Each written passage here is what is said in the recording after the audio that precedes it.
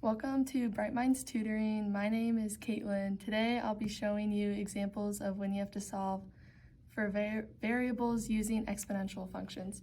So the first one is pretty simple. It might confuse you just by looking at it, but x to the first, it's basically like any regular number. It's just going to be x equals 3 because there's no squared, so it's not getting multiplied by anything but 1, and anything times 1 is itself. And it can't be a negative like this. Your answer can't be or -3 because it doesn't, like a negative times a positive is a negative, and it's not a positive, so it doesn't make sense. That's your answer. Hi, my name is Sam, and I'll be showing you how to find the variable when it is squared.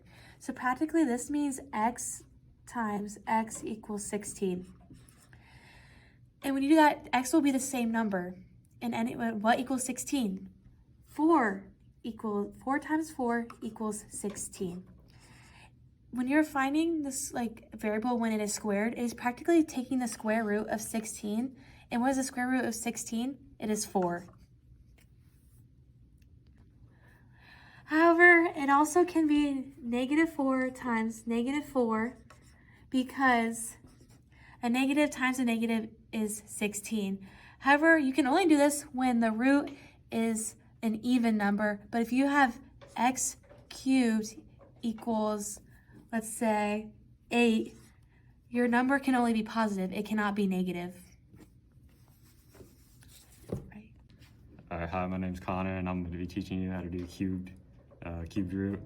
So basically, instead of x times x, it's going to be x times x times x, and that's going to equal 8.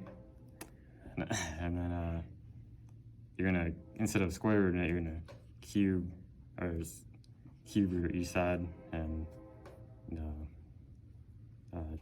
the cube root of 8 is equal to 2. And yeah. Hi, my name is Gavin, and now we're going to be going over x to the 4th power.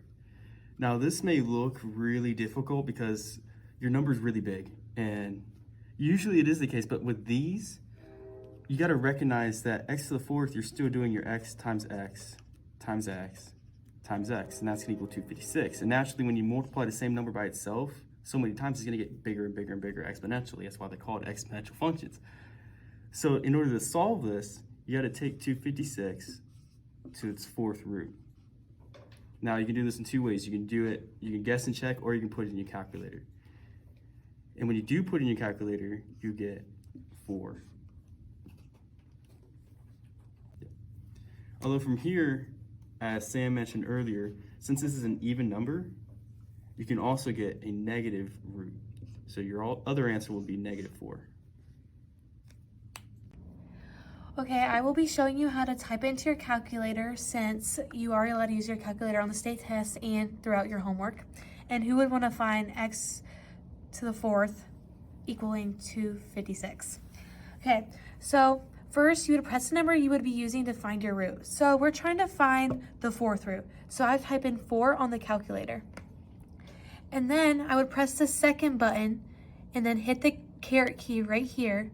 And then I would type in the number that it is equaling to. So x to the 4th root equals 256. And right here, it equals 4. But since we have a even root, it can also equal -4.